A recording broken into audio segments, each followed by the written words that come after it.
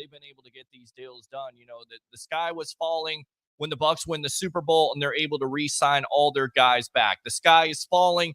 They're able once again to re-sign all their guys. The sky is falling with Levante David and Jamel Dean supposedly going somewhere else. and they re-sign them. So I think this is where you have faith in Jason Light and Mike Greenberg and Jacqueline Davidson over there, because they know what they're doing. And Bucs fans, just sit back, relax, put your seatbelt on, because the rumors will be flying about Mike Evans supposedly going to those places that I mentioned in Kansas City, Houston, even the Chicago Bears. But at the end of the day, my prediction right now, it is a lock. Baker Mayfield will come back. Mike Evans will come back. Antoine Winfield will come back. Tristan Wirfs will come back. Levante David will come back. This organization and administration knows what the hell they're doing. Just sit back and relax.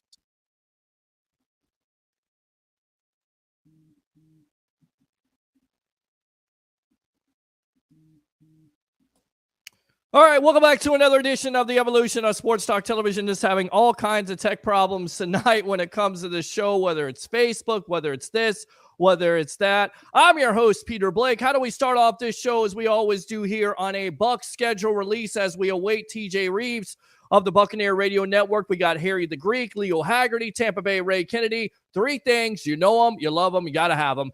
Bring your passion, bring your excitement. Just don't bring any nonsense. Quick update on the Rays game. They were losing 2-1. They're now winning 4-3. Their series with the honors with a single to tie the game up. And then Yandy Diaz with a 2-run single. And it looks like the Rays just gave up another run here. So we'll keep you up to date on that situation. Wasn't able to share it to a lot of the groups, so I do apologize for that. It's not in my control at this point. It is a cold open. That's how we do things. Without further ado, let's see if his music works.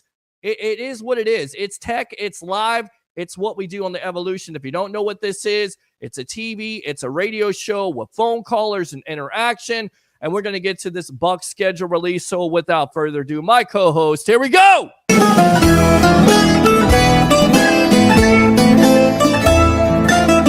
Mr. Harry the Greek, professional handicapper extraordinaire. I am so sorry about that wait, but it's just tech. Sorry to all the people I shared that to. Well, it's you started one, ended one, started one, ended one, and I'm like, ugh. Yeah, I don't know what to say at this point, guys. It's like I got hacked right before the thing happened. You try to do new things. Russian radar. It's ridiculous at this point. We're live. What's up, Petey? I love St. Pete. Also, I mean, what are we going to talk about tonight? I mean, I wonder. I mean, are we doing the gender reveal? No, wait a minute. The NFL football schedule reveal. Yes, exactly. That's exactly what we're going to do. We're also on TikTok and Instagram Live, on Facebook and Twitter, so share that out if you can. The phone lines are open, as always, 727-255-0391. It's 727-255-0391. 0391. I got it down pat here, as we're going to get a phone call. But before we get out to that, I'm going to hold off, because let's go ahead and reveal this schedule right now. Let's go out to the Tampa Bay Buccaneer preseason schedule. We'll get out to TJ Rives and Leo Haggerty in just a moment. But this is your preseason. Are they in the back room? They're not there yet. I don't even see anybody back there. I know. I don't know what is going on right now. I sent the link out. I'll go ahead and try to send it again. I just don't know what's going on with anything right now. I sent it out, so we'll see what happens. But here's your preseason. They start out August 10th versus the Cincinnati Bengals at 7 o'clock on the road. That is on CW. So the CW here locally, WTTA TV. Next Saturday. It's preseason, right? It's a preseason. Oh, okay, good. Okay, that's what I got right now. Saturday, August 17th, also a preseason game versus the Jacksonville Jaguars on the road. That's on WFLA TV, Channel 8 locally at 7:30. And then they finish out their third preseason game, which is at home, which is interesting in itself, because it is the only one there. And we also got Tampa Bay Ray calling in. So let me get out to him in just a moment. In fact, Tampa Bay Ray just called back. Let me get the preseason first, and then we'll get to the regular season. August 23rd versus the Miami Dolphins at 7:30. So there you go. I'm definitely online right now. I know you guys can see me. Hopefully you guys can see me because everybody, I don't know what's going on right now. Can everybody see me? Everybody hear me? I'm What? here on Facebook. Yeah. Are you there, Peter? I'm here. Absolutely. Yes. Are you there, Peter? While Peter's trying to take care of technical issues, man, I'll tell you what, I love this time of year. Really? No, actually, I do. I like to see what the schedules are going to be. I'll tell you what, man, it looks kind of interesting this year, Peter. I mean, Yeah. it, it's it's going to be a telling season. And you know what I have noticed in years past when they give out strength of schedules before the season starts? Mhm. Generally, the toughest schedules end up being some of the easiest schedules, and some of the easiest schedules end up being toughest schedule after the mid part of the year. Have you ever noticed that, Pete? I've noticed that. I've definitely noticed that lately as we are. I'm just going ahead and doing some production on air. Ray, go ahead and call back if you want to. We're still waiting Leo, and of course, we are awaiting TJ Rives of the Buccaneer Radio Network as we got plenty of people watching right now. Yeah, one preseason game. I love it here. Absolutely one home game, and that is versus the Miami Dolphins. So let's go ahead and start the regular season. And there's Leo right there. And they start out September 8th versus, and by the way, if you guys tuned in to the JP Peterson show today early, I revealed this schedule. I got a tip yesterday about this. I put it right there on air. Wasn't sure if it was correct or not, but it certainly is as they open up. Was it correct every game? Yeah, every game. Washington Commanders September 8th, and that is at home, and that is a 4:25 game right there. We'll get out to Leo in just a moment, get his thoughts on this. Sunday, September 15th at Detroit, the rematch of the divisional playoff game there, September 15th on the road in Detroit, 1 o'clock Fox game there, as you can see right there, the scrawl. September 22nd, Sunday, Denver at home, 1 o'clock on Fox, another 1 o'clock game. Are you surprised there's so many 1 o'clock games? And is this kind of a disservice, if you will, to a lot of Bucs fans out? I mean, Not it's really. not. It's actually, let me tell you something, especially when they're playing at home, you want those 1 o'clock games. It's such a home field advantage. It's not even funny. And besides, with all the new algorithms that are out there and the schedule flexing, as the year goes on, they may not have many primetime games. I haven't even looked. I'm not anticipating that they're going to because they're not getting the love from the pundits like they have 2, 3 years ago. Yeah. So that's just the way it is. But if they have a good season, they might end up with one or maybe even two primetime games more than what they're currently scheduled for because they're actually having a good season. But Yeah. Peter, let me tell you something. You want them to play those 1 o'clock games because it falls right into a home field advantage. Well, to a certain degree, then also my buddy right there in the green room would say, not so fast, my friend, because you have storms, during the afternoon, early afternoon. That too, but it's still hot. Right. Hey, wait a minute. Storms in the early afternoon? No. Well, It's not so much like that. It's usually 4 o'clock. The right. 4 o'clock games have those big storms coming out there, 4, 5, and 6 o'clock. That's why you want those 12 o'clock games. It's muggy and hot. Correct about that. And I should. What was that? Can you say that again? Because I'm not used to hearing that from you. You're correct about that. Okay, good. But still, 1 o'clock, I understand it's still pretty hot. All right. I can't do this anymore. Do you mind if I introduce my buddy? Geez, man. I guess so. I'm going to go ahead and do it. Yes. The man, the myth, the legend. Mr. Leo Haggerty. All right. From a Coach Scout and now media member of Night Sports Productions and Amped Up Sports, Mr. Leo Haggerty, as we're going through the schedule right now. Appreciate you coming on. Just really quick, your general thoughts. I mean, they start out with the Washington Commanders, kind of a perfect start versus possibly a rookie quarterback in Jaden Daniels, and it's at home. Welcome to the evolution. Peter, you're missing the boat on the first one. There are two big negatives. Mm-hmm. Home is great. 4 o'clock means we're going to get stuck with a 6 or a 7 o'clock game because Mother Nature is going to just hit probably about 3:30. Lightning. I mean, the fact that the NFL still is the idiot in this. Remember 3 years ago, guys, we had 2 4 o'clock games right out of the gate, and they didn't start. I mean, Denver and Pittsburgh. They didn't even start until 6:30, 7 o'clock. I mean, what is the NFL thinking here? And second, you've got no film on Jaden Daniels. That's That correct. is not good. And you know how the haven't- Buccaneers do against rookie quarterbacks facing them the first time, especially mobile ones. Yeah, they haven't done really well lately. No. That's what scares me. And I I would have rather seen Carolina right out of the gate. I want somebody that they had film on, especially if it's at home. Right. And Harry, I couldn't agree with you more.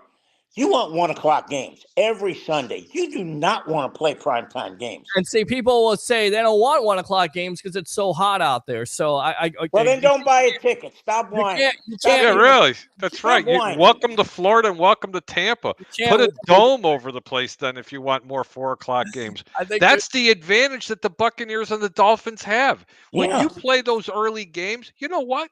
Hold on. They love those games up in Chicago and in Buffalo and Cleveland during the winter, Yeah. especially when a Southern team comes down there. There's nothing like going up there and you're fusing your ass off and you can't play because it's so cold. What do you think it's like for a Northern team to come down here to Florida? By the second half, they're so gassed. It's like they're looking. I mean, how many players? The over and under is like 7 players getting IVs in the sidelines Oh, God. because Yeah. they're so And dehydrated. you know what? Why do you think the Bucs wear white at home in September and October? Yep. Duh. I mean, that's a given. Bring You know, on you all take- those 12 o'clock games, buddy. All right, Yeah. so you go on the road to face the Lions. That's a tough matchup. Of course, that's the rematch of the divisional playoff loss there. Playoffs. Then you come back home, play Denver with now a new possibly rookie quarterback there in Bo Nix. We'll see how that all shakes out. And then you have, and that's at 1 o'clock at home, September 29th, Philadelphia, which is a rematch of the wild card game. That is a 1 o'clock game at Raymond James Stadium. Are we surprised by that? Because I thought that would somewhat be either a primetime game or 425, Harry, with the Which game? The Philadelphia. Eagles. Yeah, September 29th, Philadelphia. I'm going to tell you why. Number one, because the pundits don't think Tampa is going to really be this good this year. Mhm. And let me tell you something. The boys out in Vegas are also not betting that the Philadelphia Eagles are not going to be as good as what people think they are. And here's one for you to put on your plate.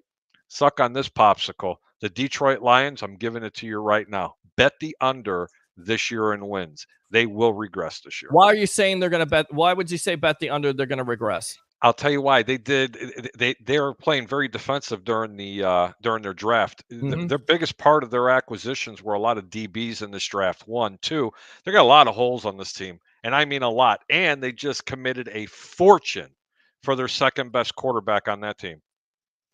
Yeah, I mean, absolutely. I think that was a big surprise too. I'm 200 just letting you know. Wait. Who's the second best quarterback? I'm missing that one, guys. Well, Peters, you got Jared Goff there. What did he get? 100? What is it? $170 million guaranteed? Guaranteed. Ridiculous. 170. Wait. He took Detroit to its first playoff in what? Mhm. Since we've been alive? Got all the way out to San Francisco. They're in the NFC Finals. Mhm. I don't. And Harry, what's the over/under on Detroit with wins? 10. 10? 10. Bet the under on that one. I think they may hit that right on the head. Hmm. I think they'll go 10-7, maybe 11-6. I'm not a But- Detroit hater. I'm just a realist, and I think there's a lot of tape out on this team. They made a lot of hype over this team. Look, I was so happy for what Detroit did because they haven't been any good for so many years, and you could see them rolling a couple of years ago in that second half of the season, and they were getting that momentum. But man, I'm telling you, Leo, there was 5 teams that I really took a special look at on the over and unders, and I started watching some of their previous games. Mhm. And I'll tell you what, they need a lot of help, especially on that defensive line. They're not as good as what people think. There's so much undisciplined football out there. it's not even funny. And you get a team like San Francisco that's an expert at running zone blocking. And what Tampa's going to do this year with running the football, that's going to spell a lot of problems for Detroit. And Detroit's going to have to play a lot of catch up because there's going to be teams going to be running the ball down their throat this year. Well, Harry, I hope you're right. But you know what happens with offensive coordinators? They're not cerebral. They're not the smartest guy in the room if they're running the football. And that's what scares me. Yeah. The Bucs should be running it 50 to 60 to 65% of the time. Because, and Harry, you brought this up, and I agree with you. All of a sudden, the play action becomes important because teams are putting 7-8 in the box. Now, you've got some play action to work with. But again, Peter, you want 1 o'clock games as many as you can. Because look what happened to Detroit. 2 years ago, they started to win. Every game they had was at 1 o'clock. Every game. Right. That's a player's dream because you don't have to play Sunday. Look at the Eagles. They got to go to Brazil out of the gate. I mean, come on. Yes. That's crazy. That is crazy. And I got a better one for you. Sure. Harry, guess when the Eagles' bye week is? Week 6. They've got to play 11 straight. Hey, that is murderer's row, baby. Unless you told me off air that it was important for the Bucs, and we'll get to that bye week, but it's week 11 here, so it favors. Perfect. Right. It's just kind of like the Super Bowl. Your Super Bowl year, I think, was a little bit better than that. I think it was like 12 or 13, but they get 11, so that'll definitely help them out. Want to go out to the comments really quick, guys? Hold on. Did you? I just read a comment from someone not on here, but someone sent me a text and told me in the Chicago Bears schedule, they don't see a division opponent until week 11. Yes, that is wow.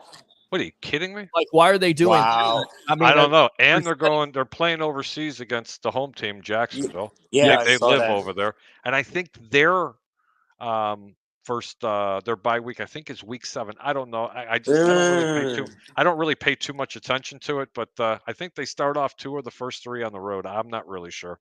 Yeah. All right. So let's go out to the comments here. Mike says Redskins at Ray J. Absolutely, to open it up. Done. Ben says, good evening, Peter. What's going on, buddy? How you doing? Cold open. Absolutely. We did it tonight because it just was not working. The tech wasn't working, but thank God it's working now. It's solar flare, Peter. It's making all the social media go wacky. Absolutely. Jim says, let's go. Let's go.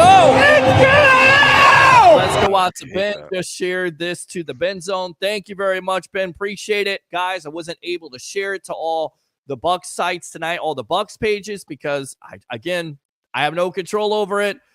So share away if you want to, definitely online. Yes, the Greekites are in the house. Sitting says, go Bucs. Roger. Bears schedule looks so good, Harry. We'll see.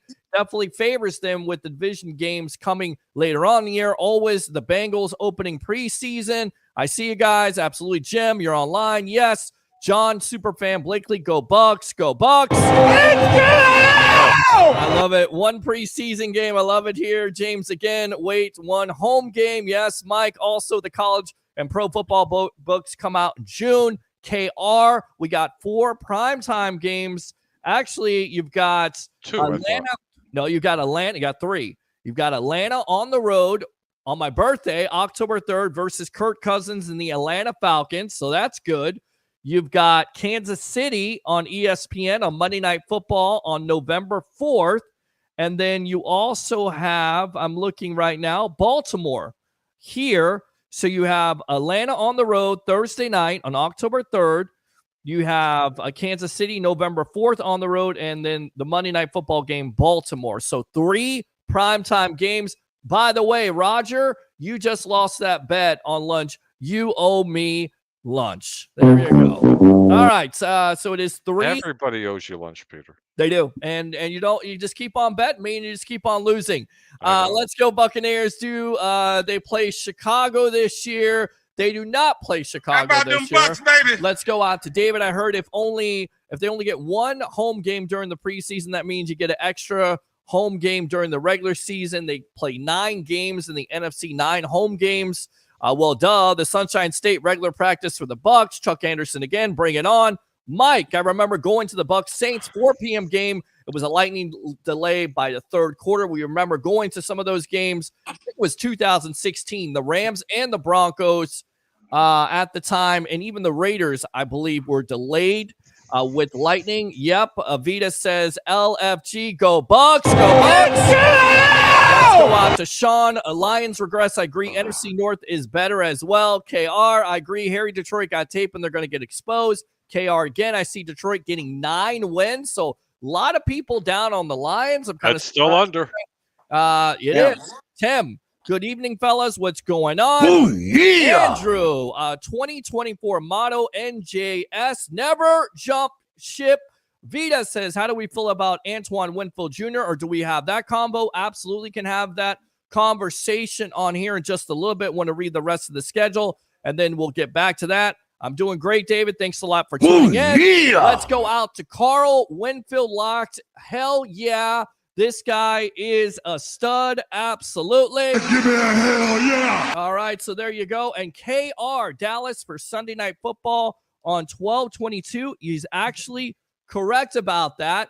4 primetime games. Thank you, KR, for correcting me as we're reading the schedule. So let's keep on going back through this. I think we're done with this right here. I will see you later, Mom. Thanks a lot for coming. Love you. Hope you enjoyed the Mother's Day and happy birthday gift. Right there, she walks out the door. Let's go out to October 21st. We'll start out with that. After the Atlanta game, October 13th, at New Orleans at 1 o'clock. So let's talk about these first slate of games. Washington at Detroit, at home for Denver and Philadelphia, then on the road for Atlanta with Kirk Cousins, and at New Orleans on October 13th. Leo, I'm going to start with you and we'll go to Harry. I'd be okay with 3-3. I'd be ecstatic with 4-2. Okay.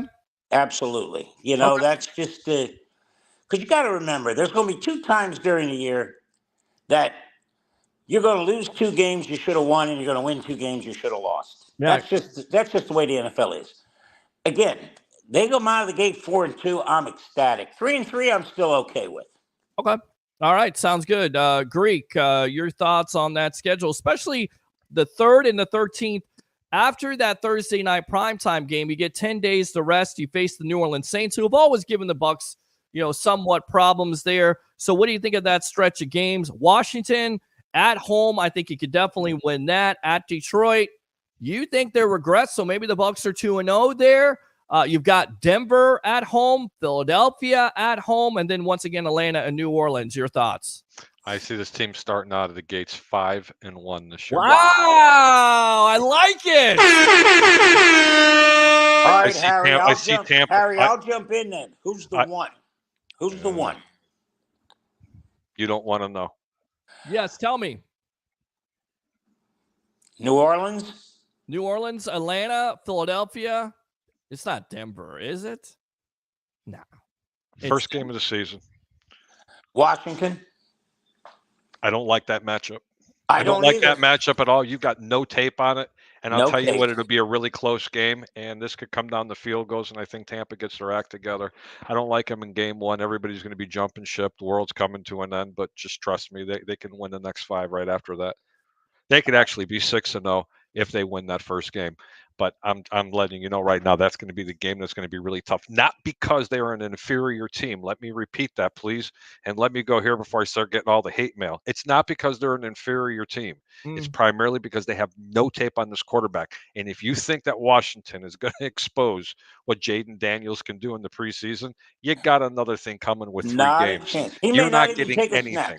He may not even take a snap. I mean, you're going to have Brian Robinson back there running the football all over the place in the first quarter, and that's it. You will see a very vanilla team with very new offensive coordinator, very new head coach. Believe me, this is going to be the team that they're going to struggle with.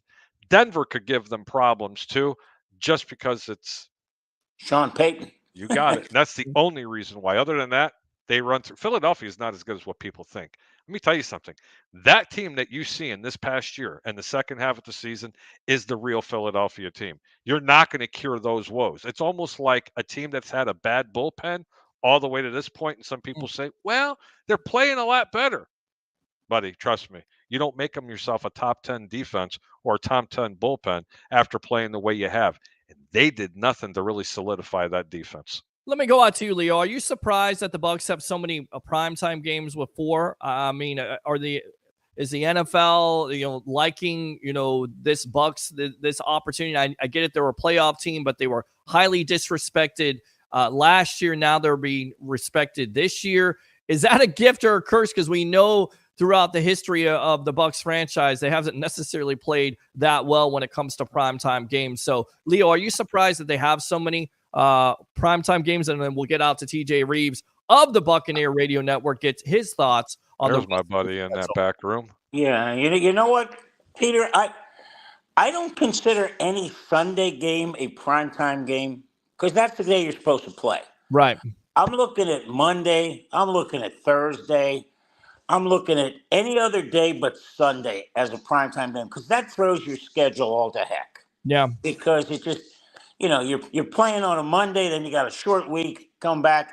And I think they go Monday to Atlanta and then Sunday to New Orleans. Am I right with that? You go to Atlanta on Thursday, and then you get 10 days in between, and you face New Orleans on the road. So you're on the road for Atlanta, and then you get a rest for 10 days on the 3rd, which, by the way, is my birthday. So that is always a good omen. They're going to reminding us, Peter. Yes, there you go. Thank you very much. And then, of course, New Orleans on October 13th on the road.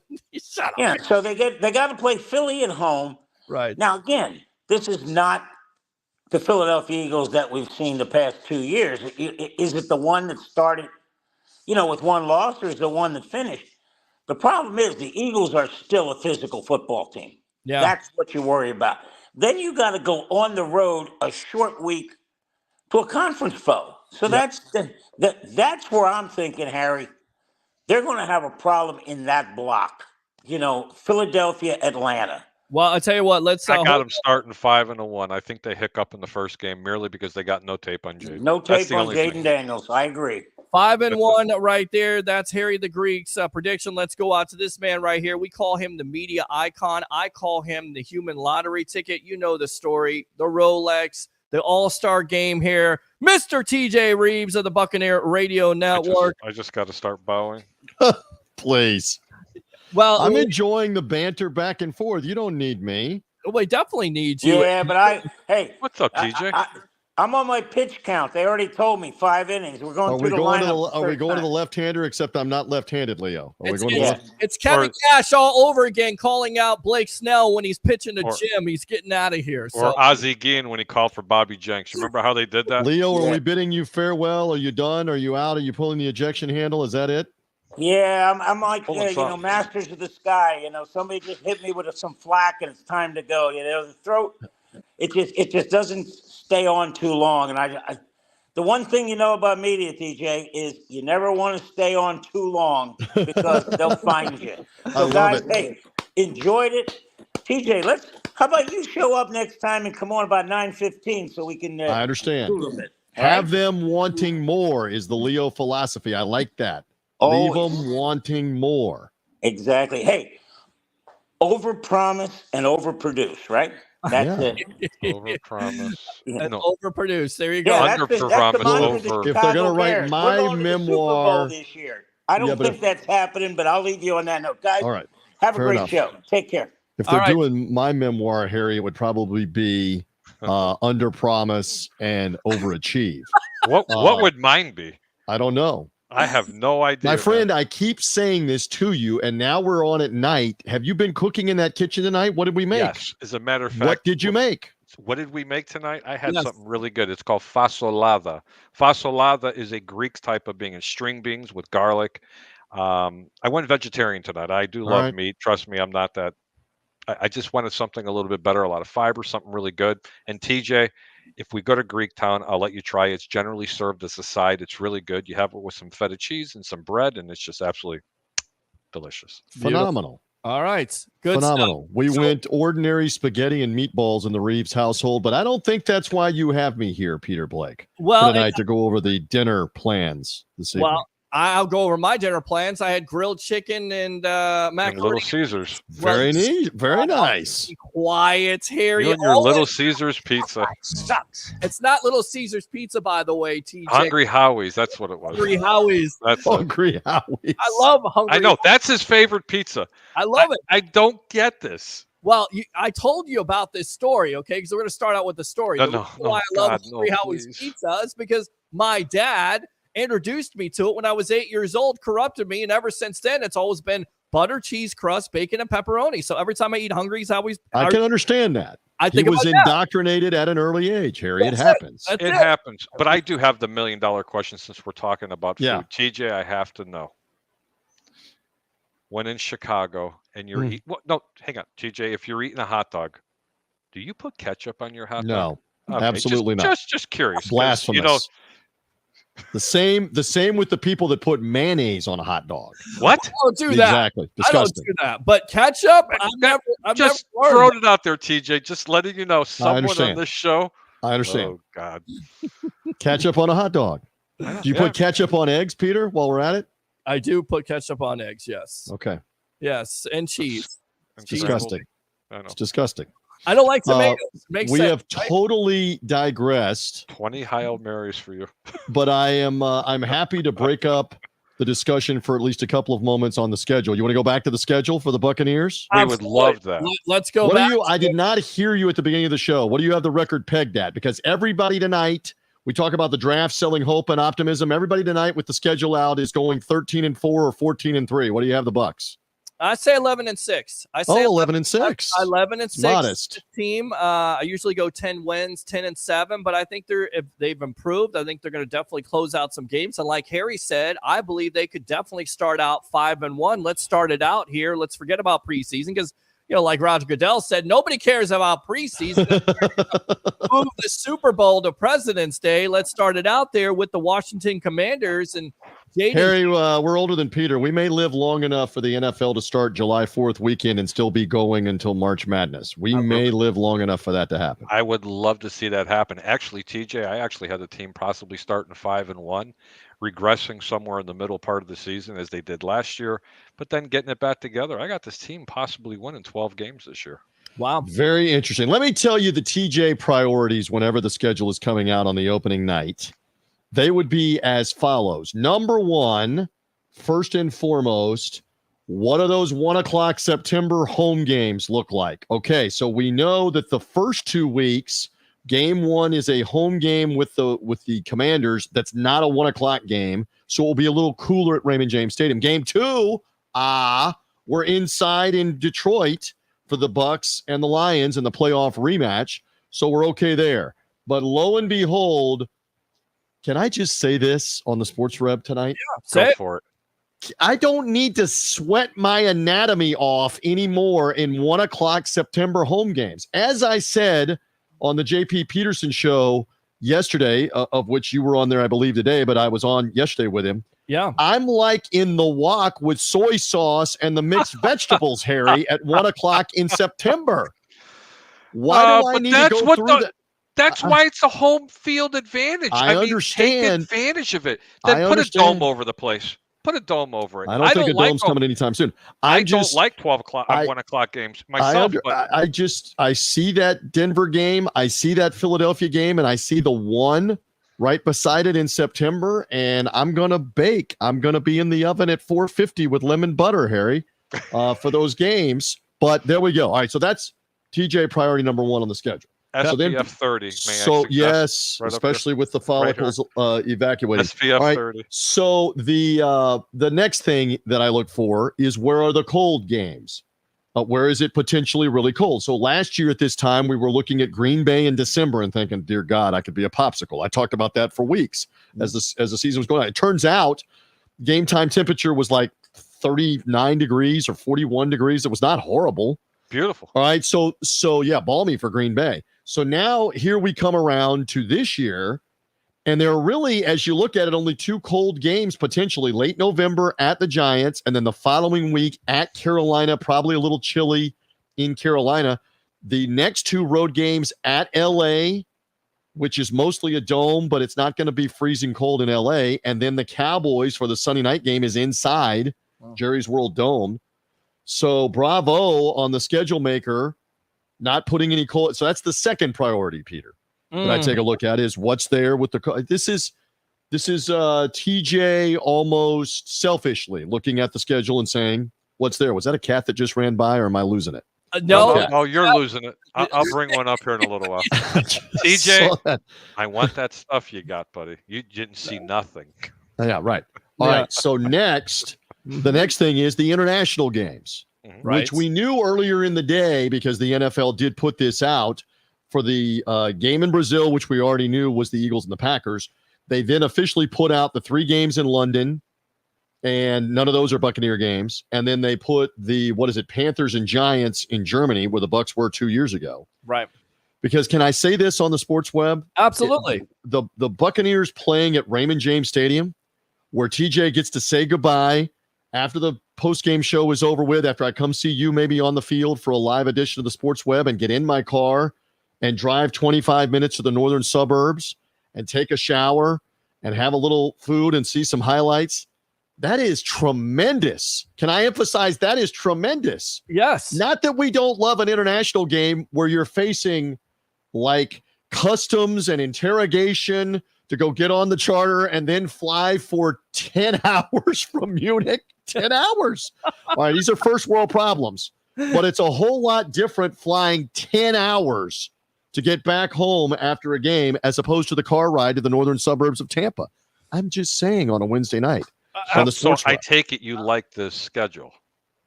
I love this schedule right now, except for the 1 o'clock home games. It is fascinating. I believe it is the case. I have not looked at all of the previous Buccaneer schedules, but I can't believe there's ever been a year where they've played 2 Monday night games in 3 weeks. When was the last time anybody, Mahomes in Kansas City, maybe, Brady and the Patriots, maybe, Peyton Manning, maybe, 2 Monday night games in 3 weeks?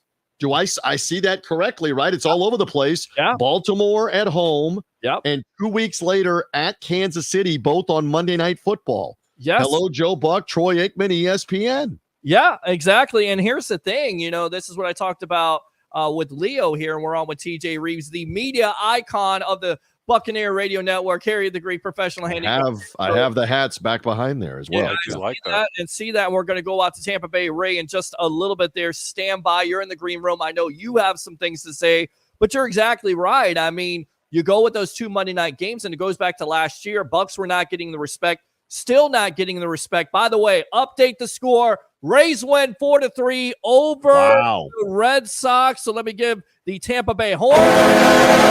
All right, now that everybody's deaf, it seems like the NFL is respecting the Bucs with the primetime games there, with the 4 primetime games. So yeah, I don't remember a situation where you have 2 Monday night games in 2 weeks. I don't remember that at all. Now, the Buccaneers have obviously been on Monday Night Football twice in a schedule over and over and over again, especially Super Bowl days and post Super Bowl with Brady or post Super Bowl with the Sapp, Brooks, Lynch, Rondé Barber, Allstott teams.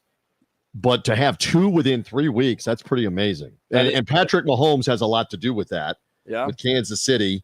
I was watching Jim Nantz before I came on with you guys. Jim Nantz was on the NFL Network.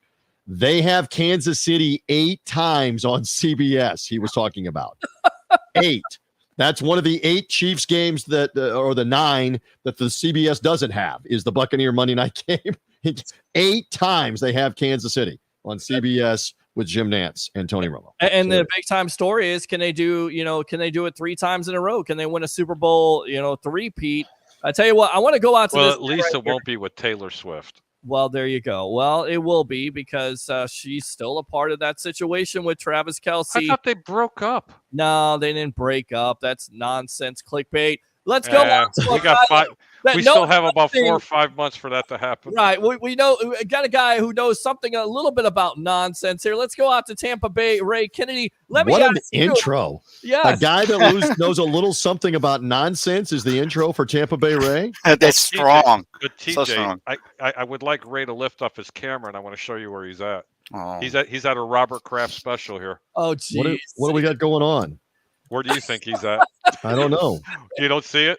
I He's at a can't see. Robert Kraft special. Oh, okay. Open. Jeez, get out. Get out. All right. Stay away from that. Yeah.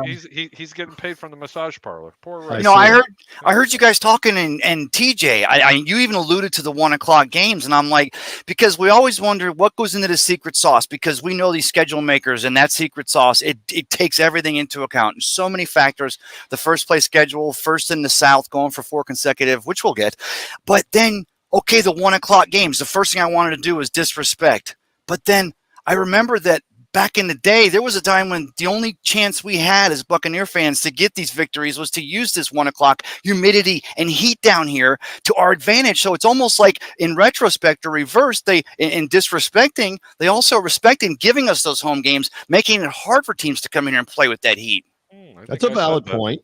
I mean, Denver's going to want no part of, as I said, the wok with the soy sauce and the mixed vegetables down there on the field. It'll easily.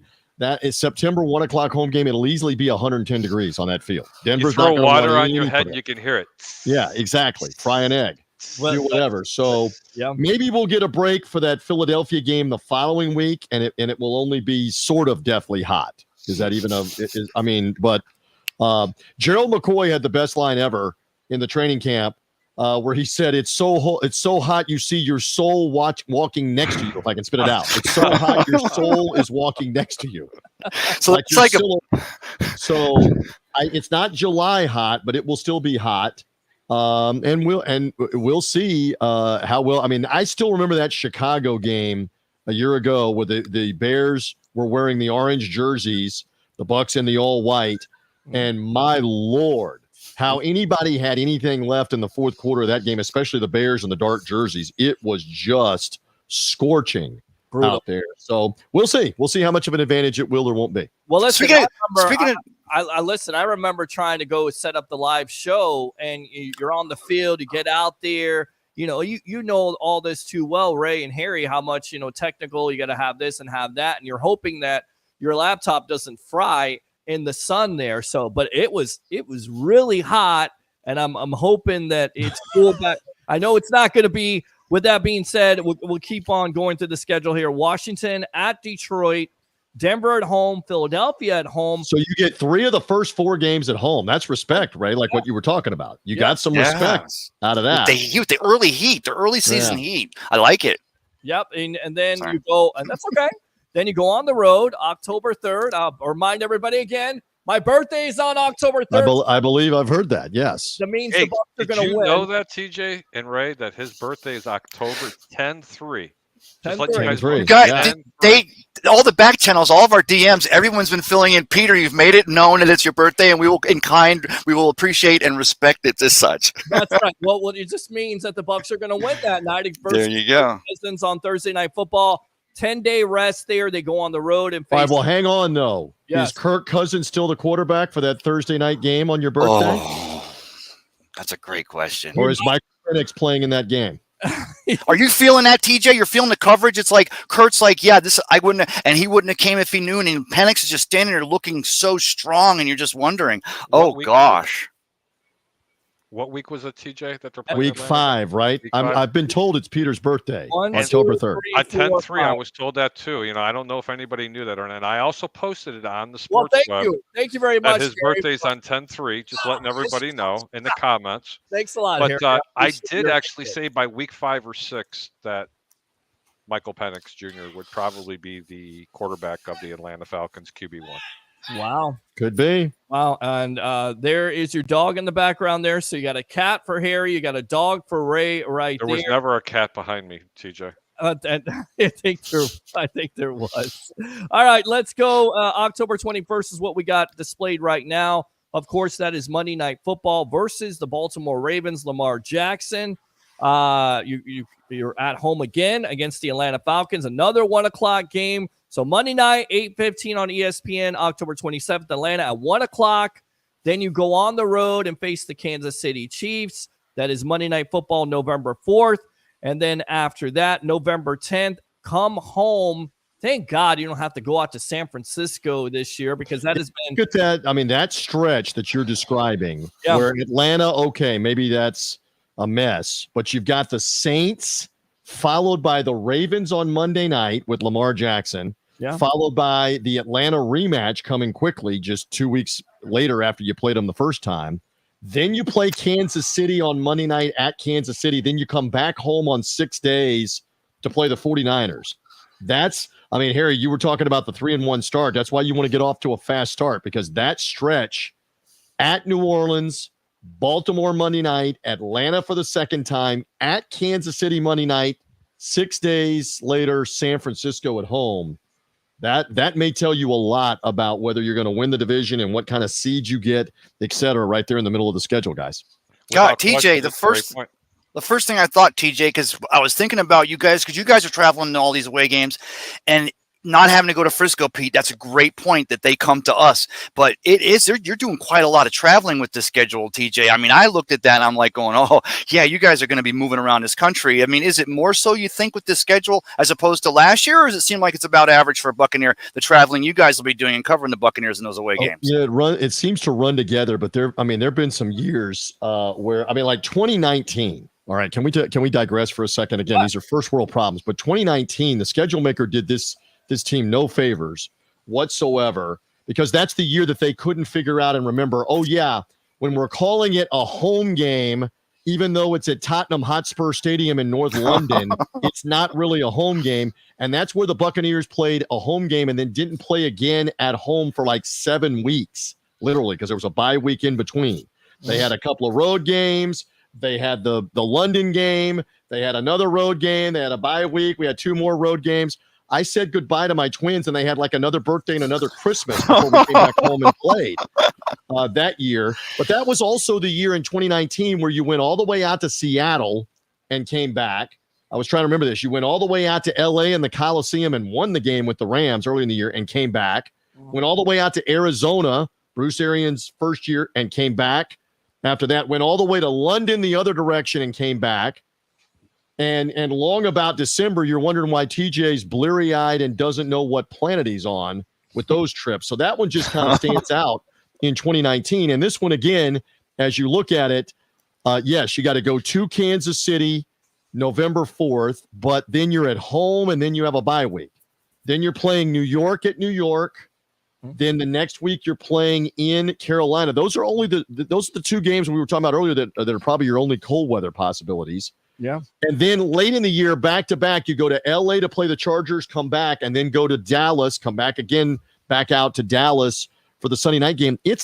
That's not as bad as what I was describing in 2019, I don't think, guys. No, it's not. It's not. What you're watching right now is the evolution of Sports Talk Television, live on I Love St. Pete, WATV, Sports Bucs Live, and, of course, my page. It's the Sports Web. I'm your host, Peter Blake, along with Harry the Greek, professional handicapper extraordinaire of this show, of course, Best of the Bay, Tampa Bay Ray Kennedy, and the media icon, Mr. TJ Rives of the Buccaneer Radio Network. I mean, again, you get San Francisco at home. I know they're a team that it gave the Bucs problems last year. You had an opportunity to beat them, but it was on the road. So maybe there's an advantage there, but that could definitely be a loss, even though it's at home. The Giants, it could be cold weather at Carolina with Dave Canales. I mean, you're going to face Carolina there, and it seems like it's like that every year now. It's always that last month. That seems to be, in my opinion, an advantage, right? In your opinion, TJ, what do you think? Well, I mean, I did say earlier that every team thinks they're 13-4 or 14-3 off the schedule release, with the exception of Carolina. They're looking around going, we got to play 17 times. We got to play who? What are we playing? Yeah. So, but interesting too on the division games, because you have the 2 games back to back with Atlanta and New Orleans. You then come right back and play Atlanta again. So you got 3 division games within 4 weeks. But then the next division game is not until that Carolina game, the first of the 2 meetings on December 1st. And then you finish the last 2 weeks at home. Those games may really matter for the Buccaneers to clinch a division, maybe. You hope. Have a home game, playoff seeding to play Carolina the second time, and then play the Saints in the final 2 weeks at home. But it is interesting. You don't see the Panthers all the way until December 1st. What are they going to look like on December 1st? How big of a mess are they going to look like? I mean, how long does Dave Canales last as a coach? Because I felt bad. I mean, I felt bad for him. And then again, I met we the guy. laugh, but David Tepper, the owner, didn't give Frank Reich 3 months. He gave him like 9 or 10 games or 8 or 9 games. Yeah. So I want to read this comment here, guys, and we'll get back to the schedule in a moment. David says, I remember in the early 90s, the old Tampa Stadium, it was so hot, people were cooking eggs and hot dogs on the bleacher seats. By the way, did they have, because I'm just going to ask you, did they have ketchup on their hot dogs? All right. Had grill marks from the lines on the seats. You weren't a true Bucs fan until you got third-degree burns from the old Tampa Stadium had the aluminum seats, and in particular when they weren't all full, my ass still hurts. You were high stepping if somebody left early and you grabbed one of those orange snap-ins, because my family, we had 30 seats. Kids weren't getting those seats, but when someone left them, we used to scrap for those bad boys. That was what I'm talking about is they had these seats that would snap on the aluminum bench that had a seat back that were orange. And what would be hilarious is after the game is over with, there would be 10,000 maybe or 6,000 of them sitting around, and I always would look at that and go, somebody's got to come unsnap all those and collect them at some point while they're cleaning up. So that's what they used to have in the old Tampa Stadium, is what that I still remember having. There were 6 lines on each 1x4. I'm not kidding. There were 6 lines, and I had it underneath each one of my thighs. And I'll tell you what, it was an implant. Still hurts. It still hurts to this day. It's the most ridiculous thing. I will tell you this: Dave Moore often talks about this, which this was his second season playing. God, I'm now going to say it. It was 31 years ago, September. Talk about September 1:00 games. That hurt.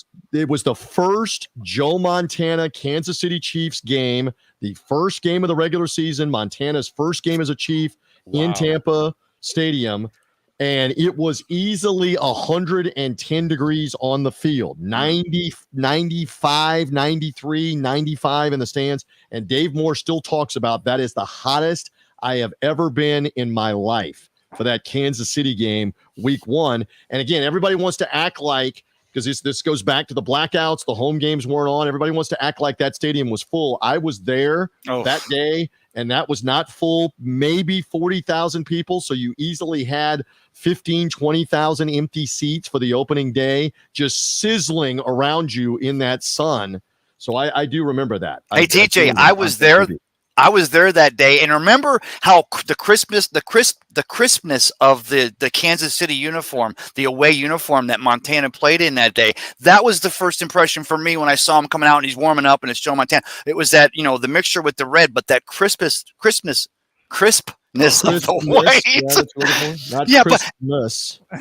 But the interesting thing is he had played in the preseason, but nobody was used to him wearing a Kansas City red 19, and there he was, and he was brilliant, and he carved up the Sam Wyche Buccaneers in the opener. And that is the game, as the story goes, because Steve DeBerg had been Montana's backup in the early 80s with the 49ers, going all the way back. And then Montana had been DeBerg had been the Kansas City quarterback in the interim before Montana got there. That DeBerg reportedly snuck into the visiting locker room 3 hours before the game and stole Montana's cleats.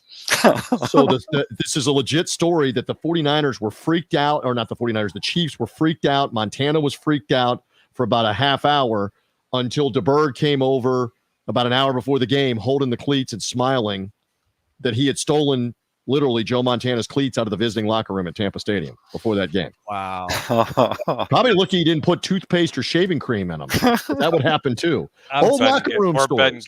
Or Ben Gay would have been even worse. I saw DeBerg 2 years ago at the Clearwater Jazz Festival, and I don't know when's the last time you saw him teach, but he just looks great. He's just still so tall, and I'll tell you what, if I live to be 100, he still throws the best spiral I ever saw. Remember, TJ? Remember how he used to warm up on his sideline? He'd throw it across his body, and he would throw those spirals, and you'd watch. That was one of the fascinations with watching Steve DeBerg warming up, is just the fact that he threw those beautiful spirals.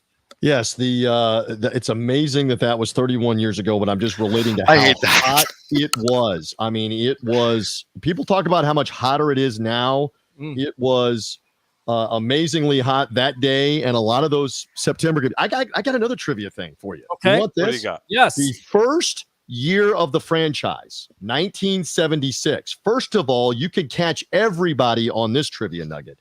The Tampa Bay Buccaneers did not play in the NFC Central the first year of existence. Yep.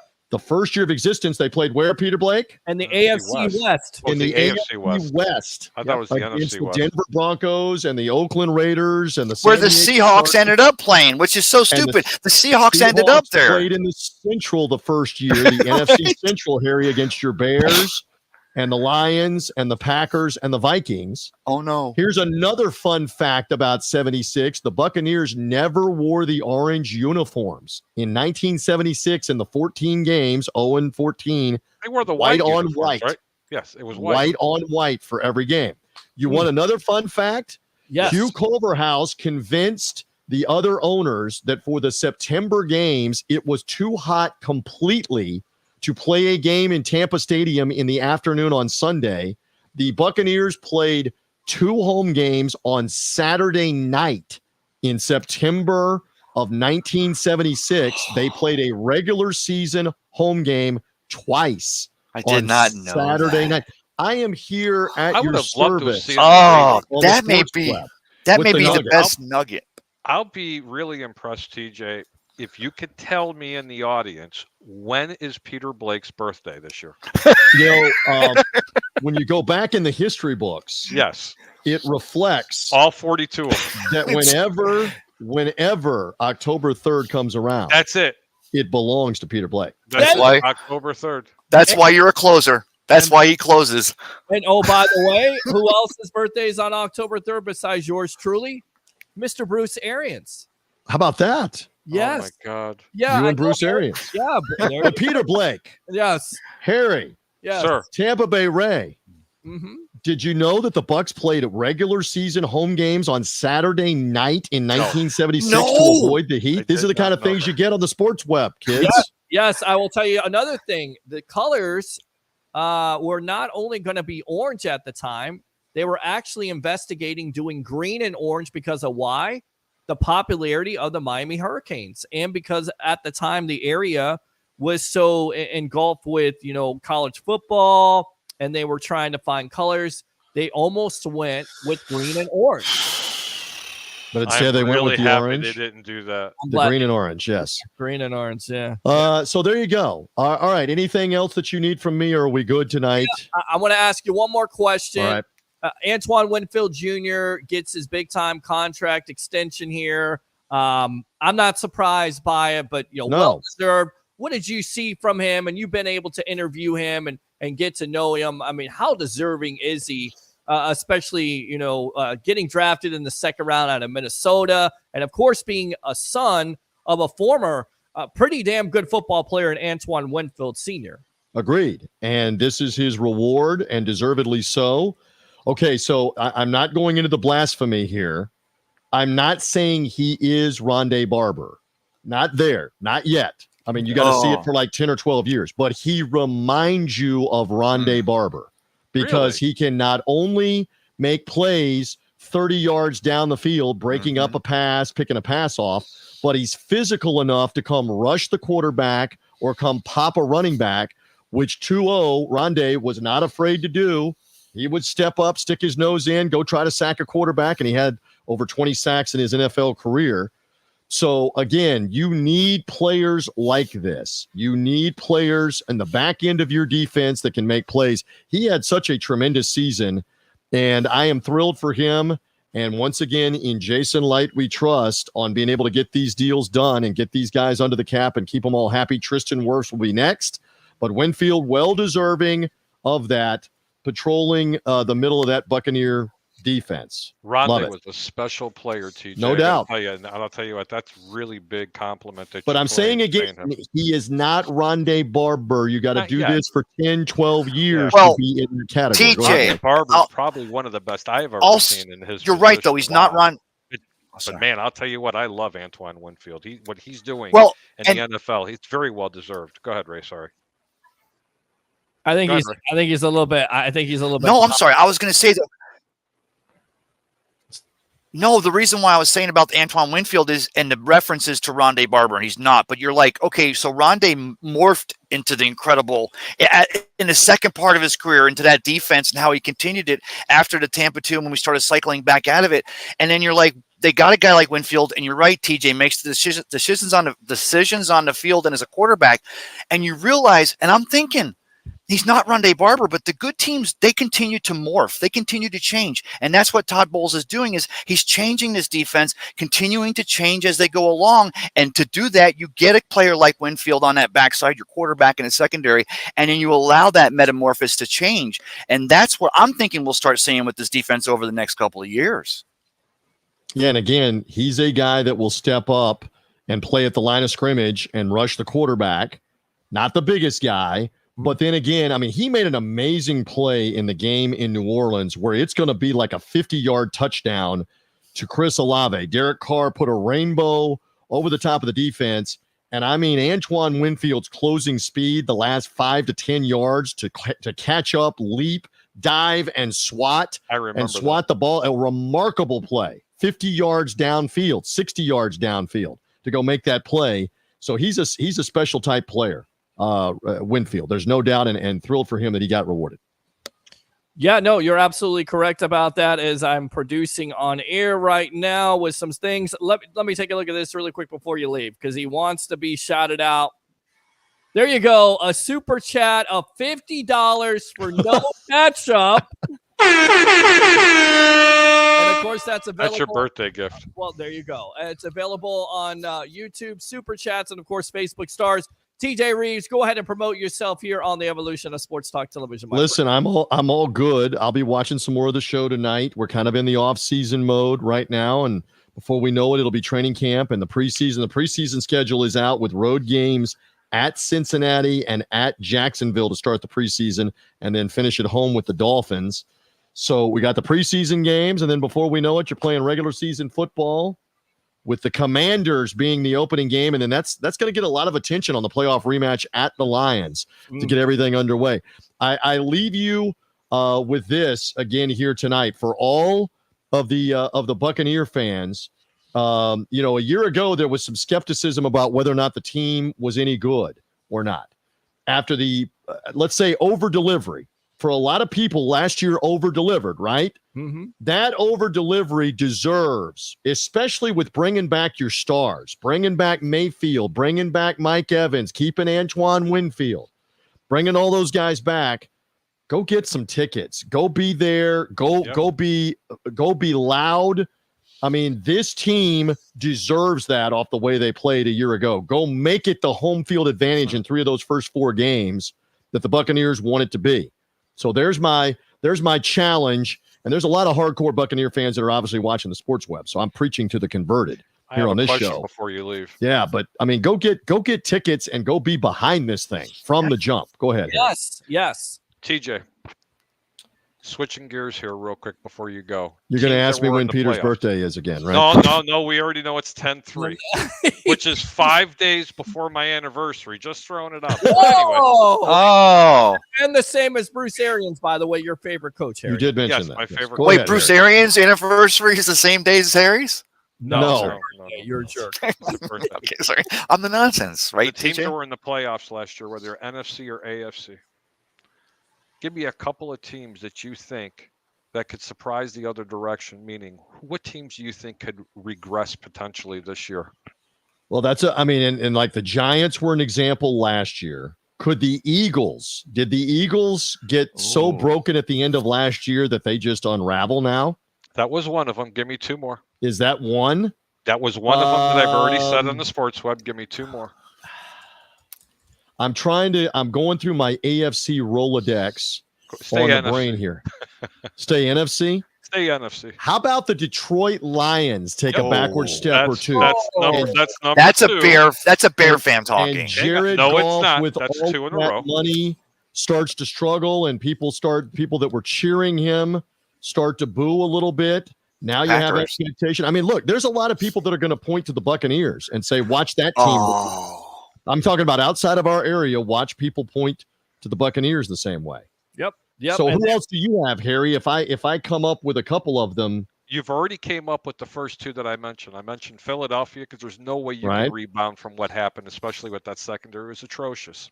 The second was Detroit. And the reason why I said Detroit is because I went ahead and took a look at 5 teams that made the playoffs last year, and I watched about 6 or 7 games in the second half of the season. Playoffs. Right, on coach's tape. And I'll tell you what, you talk about a team that's undisciplined, that defense is super undisciplined. It is not as good as what people are saying. And Jared Goff, he's not everything in that in a bag of chips. I have this team finishing 3rd in their division. Here's your 3rd team, TJ. The 49ers. Ooh, that's spicy. The San Francisco 49ers, I'm letting you know now, are not going to win that division this year. Those are deep picks because I'll tell you what, they're one of the Super Bowl favorites this year. Who do you have winning the division in the West then? If it's not, you have the Rams? Yep. Wow. Without Aaron Donald, I don't know. Yeah, they addressed that situation. I'm going to say it's between San Francisco and the Rams. I'm not even sure. I'm talking about Seattle and the Rams. I don't think Frisco is going to be as good as what people think they are. Well, I think, Harry, I don't think it's not so much that anyone in the division beats the Niners, but by the fact that they're playing that first place schedule, a trip to Tampa as an example, I think that could work against them because I'm still Brock Purdy. I like the story, but I'm still looking for that. He hasn't even had time to have a sophomore jinx or whatever. I'm not sold on him yet. And I think it's just the fact that they play a harder schedule. A team like the Rams or the Seahawks, they could do it. I mean, they could slip up in there. I like it. It's hot, spicy. I think Matthew Stafford's going to have one of his better seasons this year, especially coming off of 2 injury plague seasons, back-to-back seasons. Well, and your answer about the Tampa Bay Buccaneers, could they regress? Wait a minute. There's no pundits around in any of the media that have even given this team any credit whatsoever. People remember there were some people after saying this team wouldn't win 4 ball games last year, and they're doing the same crap again this year about the Tampa Bay Buccaneers. But let me be really clear when I say this.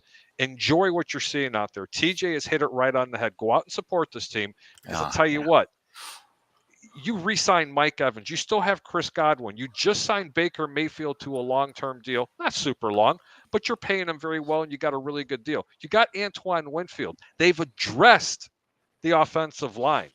They're built to win now, and they still don't get respect, hence the schedule. Good points. As always, thanks a lot, TJ Rives of the Buccaneer Radio Network, the media icon, the human lottery ticket, as I call him. You boys are too much. Yep. You boys are too much. All right, there you go. Behave yourselves. Somebody's got to make sure that somebody behaves. Ray, maybe you got to make sure that Peter and Harry behave. I'm the guy. That's not going to be. He's the one who's sitting in front of the massage parlor. You're telling us to behave. Geez. Enough of that. All right, TJ, thanks a lot for your time, boss. Have a good night. Take care, TJ. We'll see you later. Much love, TJ. Take care, brother. What a great guy. Yeah, he's great. Does a great job there of the Buccaneer Radio Network. And the guy. And not only on the sideline, but after the game, after he does all his, post-game commentary and interviews and podcasts. I want to ask him questions about Gene Deckerhoff. I mean, I have just a zillion questions about the guy. I mean, he's working with a legend. He's still there. I mean, we could go back. No, we're not going to bother him. He's gone. See ya. He jumped out. But I'll tell you what, though. Talking about the old stadium, I'll just ask of you two in here. Remember, the luxury boxes were built later on after the end zones were filled in. And you guys remember it had the 8-inch thick glass and it was tinted so you wouldn't get sunburn, although you still got sunburn. And you guys remember how you used to lean forward a little bit because they leaned them a little forward and they worked as a magnifier, so they magnified the field. And that was your 1976 version of luxury seats in the old Big Sombrero. It's crazy. You guys all remember that, right? Yeah, we definitely remember that. Love it. I remember selling programs, in the stadium, and part of the proceeds were going to some of the junior football teams for Oldsmar, Pinellas County, over in Tarpon Springs. And what we would do is we'd get there 2 hours before game time, Ray, to be able to sell programs. And we'd have to sell programs midway through the first quarter. Then after that, you could take your pick of any seat that you wanted to go enjoy a game. And I did that for 3 years. It was a lot of fun. And then they started becoming decent teams, and then it wasn't that easy to get seats. We couldn't sit on the 50 behind there, But it was a lot of fun. I don't know if people out there knew this or not, and if they did, but Peter's birthday is 10/3 this year, October 3rd. And I just want everybody to know that, which is 5 days before my anniversary. I'll tell you right now, if I don't get anything for my birthday, it's your fault. Well, you already got $50 on a super chat. Well, Pete, but Peter, I was going to tell you earlier, you had the technical difficulties at the top of the show, which, by the way, great recovery, guys. But if it had anything to do with it, I know you had trouble sharing the show, and it did appear on my Grindr page. So I don't know if you meant for that, but that may also get you some extra birthday presents there on the 3rd of October in 2024. Ray, I have a special comment out there from Mr. David Moser for you. Oh my God, who the hell cares? David, comment of the year right there, buddy. What does comment it say? of the year. I don't even know what it says something in Chinese, which I'm not going to repeat, but it says happy ending. Shut up! Peter, right, yes. I am going to do this for you. I can't stand this anymore. What's up? On your birthday, I am bringing you to the location where Ray is at. Okay. And we are going to televise it live. Please don't. Just you walking in. That's it. Please don't. Please and then walking out with your hair messed up. No, I'm okay with that. Thanks a lot for the offer, boys. But I think I'll be covering the game that night. Hopefully, we will all be covering the game that night. Will you get out of here? I'm ready. Get out of here. What is he doing? You put him back in. What is he doing? How dare you do that? All right, on the phone line to talk to us about my battery's low. My battery's low, but guys, I'm in here till the end. Let's go. Ride or die. Ride or die. 727-255-0391 and 727-255-0391. So we want to go through these games again. Washington, we agree that's a win. No. You say no, Harry. I say yes. Ray, that's the game I'm worried about in the first 6 games. That first week game. That's it. Okay. Jaden Daniels, no tape on the coach, no tape on anything. 0. Okay. That is the game that bothers me. Not because they're better. No, Washington, right. Merely because they don't play well against rookie quarterbacks, and especially ones they've never seen before. And forget about you can go back in college and go look at what they did. That has no bearing effect. And Harry, I agree. That scares me. But this is the game right off the bat that I'm glad it's at home, because I do feel the same way. Jaden Daniels, I wanted to see him when he was with LSU last ReliaQuest Bowl, but he was taking care of business. And I'm like, but that's why this game at home is a big thing. It is going to be a good team, because remember, Ron Rivera's out of there, but now you got Dan Quinn there, so you still got a defensive-minded coach going to build this team. What they do on offense is going to matter. But I like that this game's at home. That's a good omen. I like the games at home. It's at a rookie quarterback. I know what a lot of Bucs fans are going to say, that Todd Bowles and his defense have trouble. I think they'll be ready to go for that. I think it's going to be much more difficult for this kid to make that transition over. CJ Stroud does not grow on trees. With that being said, let's go out to the phone lines. Curtis, I know you tried to call before. Eric, I know you tried to call before. Call back. Let me go out to this guy. Acknowledge me. Oh, boy. King of the super chats there, $50 for no ketchup and a Greek guy. Yes, thank you, Harry. Mr. Roger Shue, welcome to the Evolution. Oh my freaking God. Did you guys know that 10/3 is Peter's birthday? No. What? Is it really? What? October 3rd? This year? Yes, this year. This October coming up? Tell you right now, you guys say this again, and I'm going to get your asses out of here. I think we should all 10-3, 10-3, 10-3, 10-3, 10-3. There's hot dogs. 10-3, 10-3. Look at that. Look at that. It's silence. Look at that. It's silence. Look at it. Okay. And Ray, look at that. Ray's done. Ray's gone. That's it. Ray's done. And look at Harry. He's paused. All right. Well, we can't. There you go. So we're going to go with we're going to go with Roger Shue. Rub and tug Ray. Will you shut up and be quiet? They're both gone at this point. Let me go. I was just frozen. I see that. What the heck was that? And then Ray's out of here. I really wasn't frozen. No, you were frozen, bro. No, I wasn't. I was pretending. I was being. That was a great job then. Thank you. I appreciate that, bro. That was great acting. Look at the guns on Harry. I know, man. He's doing good. Yeah, good job. I can't get Ray out of here, but look at this. Black. He's gone. Tampa Bay Ray. I don't know what happened. He's gone. Will you shut up and be quiet, Roger? No, I like that name for Tampa Bay Ray. Rub and tug Ray. Oh, let's not go with that at all. So, Why? Harry, just to switch topics for 1 minute, have you seen the Bears schedule? Yes, I have. As a matter of fact, it's kind of What do you exciting, think? but kind of weird though, because they don't play one game in their division till week 11. So Yeah, isn't that crazy? six of the final 8 games are against Minnesota, Detroit, and Green Bay. Boy, I don't know how much I'm going to like that. Mm, That's mm. going to be a little Yeah. tough, to be honest with you. But they do play they do play Thanksgiving night in Detroit, Wow, Thanksgiving nights. or Thanksgiving Day or Well, night. I think it's Thanksgiving Day, right? At Yeah. 1:00. It's you I or think it's a 12:30. Thanksgiving game. Yeah. Yeah, it's 12:30. And then, by the way, Netflix has 2 games this year on Christmas Day, competing head to head with the NBA.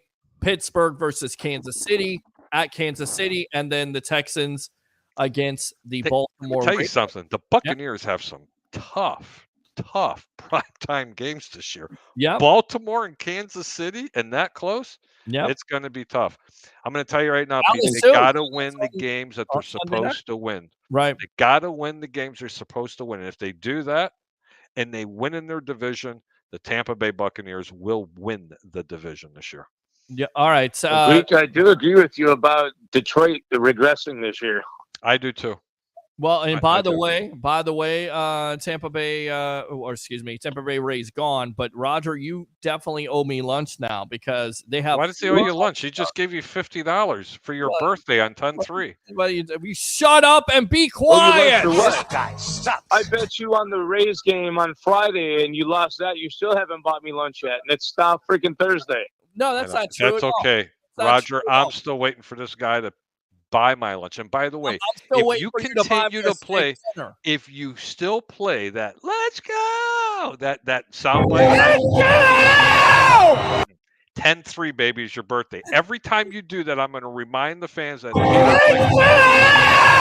October 3rd, Peter Blake's birthday. This guy sucks.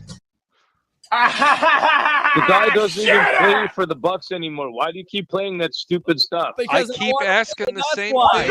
That's the suck right there. That's Oh what my you get God. right there. We still got Tom Brady. Tom Brady's always a part of the Tampa Bay Buccaneer organization. All right, I'm going to play I'd rather talk about Chucky. Oh, shut up. Yeah, be quiet. Exactly. By the way, he was in the news. You would not guess who was training with John Gruden and watching tape down here. Kirk Cousins, Drake London, Pitts, the Atlanta Falcons were all down here watching tape with none other than former Tampa Bay Buccaneer coach John Gruden. That's scary. And I'm going to tell you why. John Gruden can take veteran quarterbacks and do things with them. He sucked at trying to take care of and groom young quarterbacks, and everybody knew that. But man, that's kind of scary, especially if Kirk Cousins is going to him for advice. Yeah, that's very true. You know, we know what Gruden can do with veteran quarterbacks. It's just that you can't develop another quarterback. And again, you know, a young quarterback. The thing is that couldn't develop them though. Could never develop them. All right, Roger. What else, buddy? Did I hear you, Peter, say earlier that the Bucs could go 5-1 in their first 6 games? I was said not that. the one who said that. That was actually Harry the Greek, Mr. Greek guy himself. So talk to your Harry, fearless I'm leader. totally disagreeing with you on that. That's Wow. insane. Then he's not a Greek guy anymore. No, it doesn't mean he's not a Greek guy. Tell me why. He's a Cubs fan, so I can hang up on him. He is. He's a Sox fan, so No, I can hang up So on you. why don't you think the team can go 5-1 to start the season? I just don't see it. I'm thinking 4-2, Okay. 3-3. 4-2. Yeah, you have Washington. I think that's a win. At Detroit, that could be a loss. We're going to go through these, but I'll just go through right now. Come home to Denver. That should be a win. Philadelphia, I think that's still a win for them. No. At Atlanta. No, they'll beat Philadelphia. Philadelphia is not what they used to be, man. They're hurting. They're going to beat Atlanta, Philadelphia. The team I think they're going to choke against is going to be the first game in the season against Jaden Daniel and the Washington Commanders, merely because they don't have any tape on this young quarterback or this coaching staff. Nothing. They got zero. I want to go out to the comments really quick while you're on here, Roger. Let's go out to David. TJ was at the game too. It was so hot. They were constantly bringing out ice, putting them in the coolers because the players kept scooping the ice out of the coolers to put it in their helmets. Tom Banner, Super Bowl winners coming out of the NFC North. I'll give you a little hint. Duh, Bears. And the only way Penix won't be a bust if he plays is because the NFC South is terrible. I still think Penix is a guy that may end up being the best quarterback in this draft when all You're is out of said your and mind, Peter done. Blake. You're really out of your mind. Blasphemous crap. We'll see. Caleb Williams, number 1, best overall pick, generational talent. You are Michael a Penix curse to couldn't hold Caleb quarterbacks Williams' because you jockstrap. said last couple years that Justin Fields is the second coming, and he wasn't. So Who said that? Because Roger yeah. Shue. Yeah, he said it. He said he's the second coming.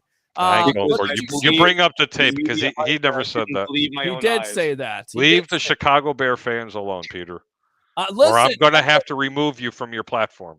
I don't think so. Anwar says I have the Bucs going 10-7 this year with the schedule. Christopher Cole, hey guys, what's going Hey, on? Chris, buddy? how you doing, buddy? Prayers out to your mom. I know you're going through some things, so prayers out to her. Thanks a lot for tuning in. We appreciate you as always, even through the trials and tribulations you're going through with your family and everything else. Hey, We just Peter, appreciate real it. quick. Yes, Let's give out a shout out to Kennedy, the boss lady. absolutely. Kennedy, thanks a lot for tuning in tonight or not tuning in tonight. Even though we don't I talk told her. about basketball, we talk football here. Bucks schedule release. We got to make her a Bucks fan. Beautiful woman at work. She's my boss. I'm going to say that. I'm going to throw it out there. So hopefully you tune in very soon here on the Evolution Also, of Sports Talk speaking Television. Did about you just work, say your boss was I don't beautiful? appreciate I the did, bull crap yes. that you You pulled know on why? us today. You know why I said? You know why I said that? You know why? Peter to the HR. Because I could do this. That's why. Because I'm on my own show and I can go ahead and hang up on you and I can put you in HR. Peter, back to the HR department, please. Peter to the HR department. And honestly, I don't know if she knew this or not. Yes. Your birthday's October 3rd this year. Thank you, man. I And appreciate he that. needs the day off. Peter, I absolutely need a day off. It's a Thursday, so I'll probably take Peter, that day also, off. Yes. real quickly, Yes. I want to tell you, I don't appreciate the bull crap that you pulled at work today. Why? Because I What do you mean, why? I smashed everybody? Is that what you're talking about? Yeah, you work a half a day and you come in and drop a 20 piece. 25, my friend. 25. That's right. Garbage. Yeah. All right. Hater. Buy me Yes. breakfast in the morning. All right. I love it, brother. You're buying breakfast. You owe me that. at I'll least. buy you It seems like you breakfast. haven't I bought told me you I'll lunch buy yet. you lunch, but you never can decide what you want to eat. You're like a woman at this point. You know, there's still a line from John Gruden. You're like my wife. You get lost. I don't wanna take your money. That's why I feel bad. Sorry. That's okay. That's all right. I love your cat, Harry. All right. Well, man. that's the newest edition. Jeez. You know, that did that not was sound Sheba. good at all. What he said. Is that a new one? I love you. Yeah, that's a new one. That.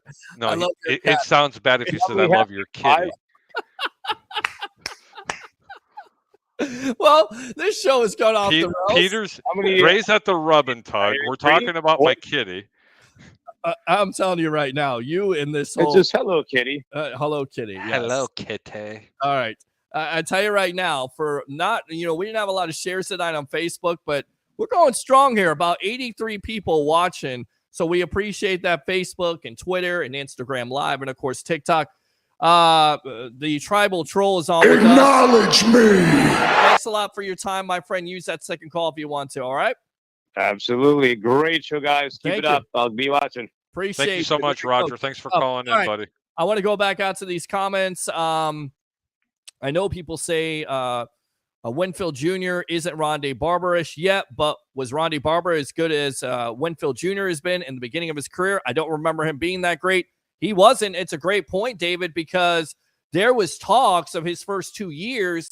He couldn't even start. He was nearly cut, and that's how much he improved in his evolution, if you will. I love that word, evolution.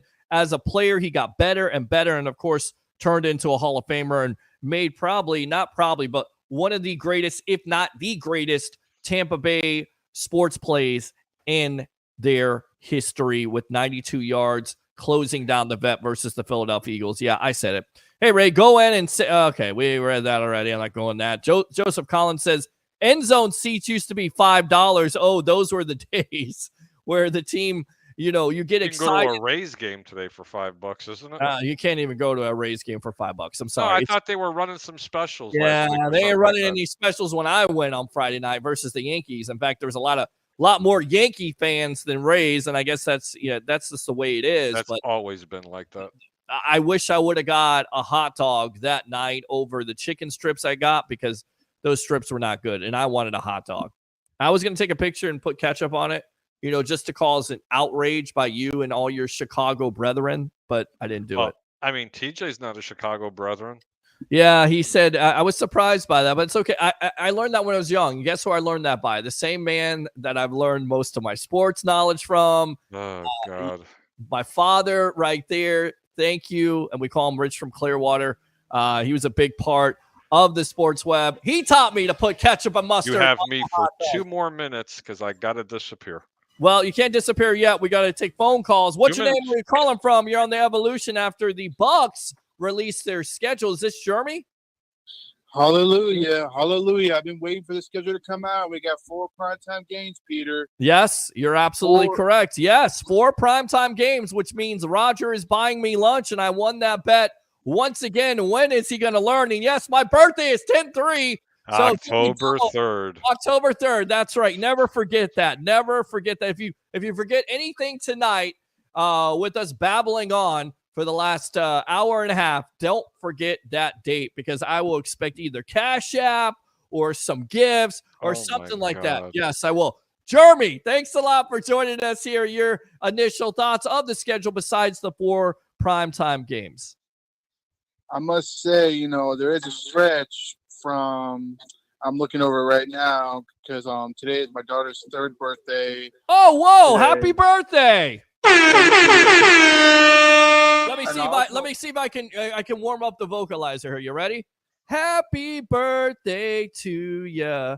Happy birthday to ya. Oh, Lord. Happy birthday. There you go. All right. There to your daughter right there. Thanks a lot for calling in. Priorities, my friend. Yes. No, thank you. God bless you for one thing. And second of all, I want to throw out there, Peter, your birthday, October 3rd. Thank you. That's the same day as my older one's birthday as well. So y'all share the same birthday on October 3rd. See, everybody's getting it right now. All the great people, all the intelligent, well-spoken, creative geniuses, their birthdays are on October 3rd. Yes, I said BA is a genius. He is a genius, one of the greatest Tampa Bay Buccaneer coaches in history, a Libra, and happy birthday to your oldest. No, thank you very much, Peter. But back to the schedule. Let's get down to business here. Yes, please. But I will say the first few games are pretty winnable. I gotta say, I think toward the middle is where we get a lot of headaches and a lot of heart attacks going to happen. That's what I said. I say Baltimore. And then you're hosting the Falcons. They're supposed to be the big time dogs, whatever. Screw them. Going to Kansas City Monday night, and then coming back home against the Niners. But I do let the bye week because, God forbid, I'm thinking maybe 6-4, 5-5 before the bye week. That's what I'm thinking here. And then you hit the bye week, and then after that, I mean, you go to New York. You know it's gonna be cold, but I don't fear Danny Bum Dimes, whatever his name is. That's the team you got. This is the team you got to worry about this year. The Giants. Yes, sir. You worry about the Giants. Why do you say the Giants, Harry? They're going to be vastly improved this year. Vastly improved, really? Especially on the defensive side of the football. And I think Danny Dimes is going to have a breakout year. I've been saying that for 3 years. I'm probably going to get it right this year. And he really isn't the answer in New York. But New York played really good football last year. Very injured. This team is due to rebound. They're one of the surprise teams that are going to be in the NFC this year. I'm not saying they're making any kind of serious noise, but they're going to surprise a lot of people. Now, do you feel they're going to be 3rd in the division or 2nd in the division? Because I know they're not going to be division winners. I think the division's going to be between New York and Dallas this year. I think Philadelphia finishes 3rd. Wow. Yeah. Stop. Are you Why? serious? No, I'm dead serious. What's making you think that Philadelphia is going to be any good this year? Because they addressed that defense? Did anybody see how this team played the last 6 games of the year, including the playoffs? No, just asking. I'm asking for a friend. I'm just saying is I can see your point. With two new coordinators on the offense, defensive side of the ball, and they didn't fall apart. But a new system for Jalen Hurts to learn, who has became somewhat of a cancer in the locker room and defensively did not get it together in that second half of the year. That secondary is horrid. Absolutely atrocious, that secondary. Listen, the front seven, they're really good.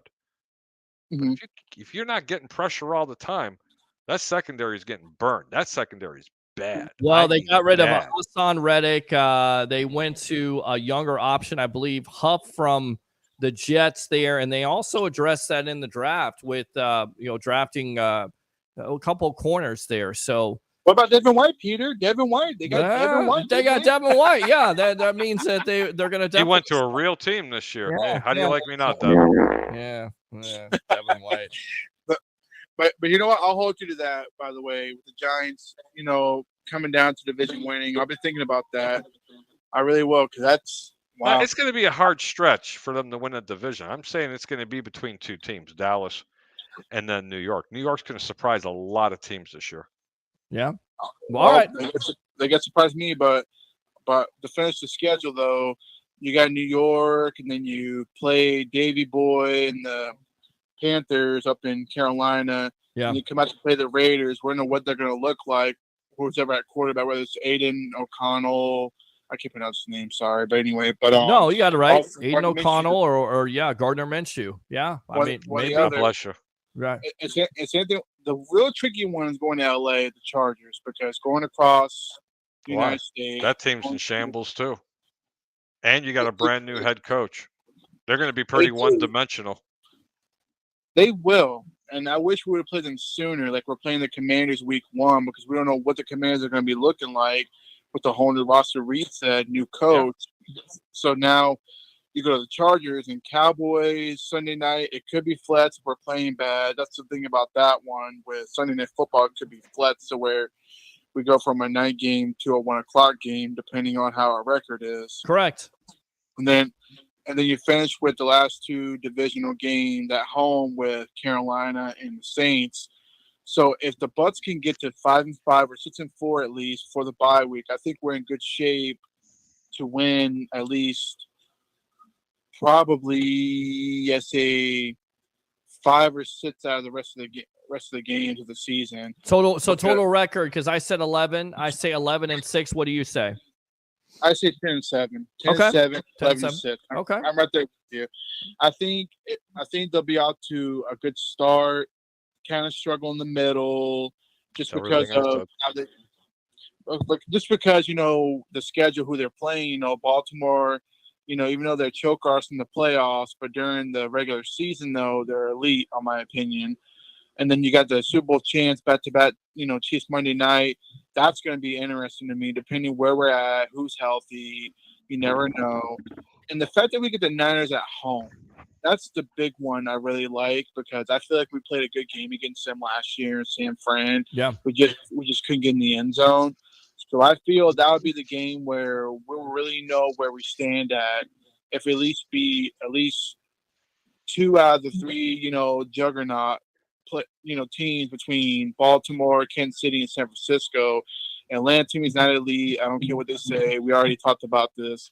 Kirk Cousins, we'll see what happens. But to me, those 3 teams, Baltimore, Kansas City, and San Francisco, they're the juggernaut teams. If they can win 2 out of the 3, to me, that's a pretty good thing. I'll take that. I agree. I completely agree with you, and I think that's the stretch that Harry's talking about. Jeremy, thanks a lot for the call, my friend. Anything else here on the Evolution? Yeah, I mean, the Rays won. Yeah, they did. They won, and then hopefully they can close out the series tomorrow. 3 out of 4. You could have won that game. They should have won that game last night. I don't know what that pitcher was thinking. I got into a debate on social media with Rays fans. Look, if the Rays are playing in, you're trying to cut off that run. You're trying to cut off the time run, not trying to go for a double play. But I tell you right now, Jeremy, we got to run, man. Appreciate you as always. Use that second call. I want to get out to this guy, and then we'll get Harry out of here, one of his buddies. Let's go out to Mr. Tom Banner. Welcome to the Evolution. Bucs, yes. I've had enough. Okay. Tampa Bay's going to suck. Why are they going to suck, Tim? Because they're terrible. Baker Mayfield's overrated. They got Mike Evans getting older. He just no. They're coming through the north. Okay. Detroit's not going back. Okay. Bears are way up there. McCarthy looks like a fool in training camp. Okay. The Packers, well, they're the Packers. I hate that. Jordan team, Love, they made the playoffs last year. They defeated the Cowboys in the first round and gave San Francisco everything they could handle. So did Detroit. No, I agree with you on that. I completely agree with you on that. So the Bears are the best team in the freaking in football. In football, Tom. In football, watch. Tom. Watch. Okay. Watch. All right. We're flying on next week. Okay. All right. We'll see. So how many wins to the Bears this year with their schedule? More than Tampa. Okay. We'll see. Bears. We'll see, because that's a rookie quarterback. I think you guys are thinking he's just going to come in there. Tom, are we bringing him to Portillo's? No, it'd be way too embarrassing. Why? No, come on. We could bring him one time to Portillo's. Why? Why not? No, I'm just flying. I'll just, when I meet you, Pete, I'll just give you a bottle of Heinz ketchup. Oh, you shut up and be quiet. This guy sucks. All right, what else? You gotta stop with those freaking things, man. What, my sound effects? You don't like my sound effects? Come on.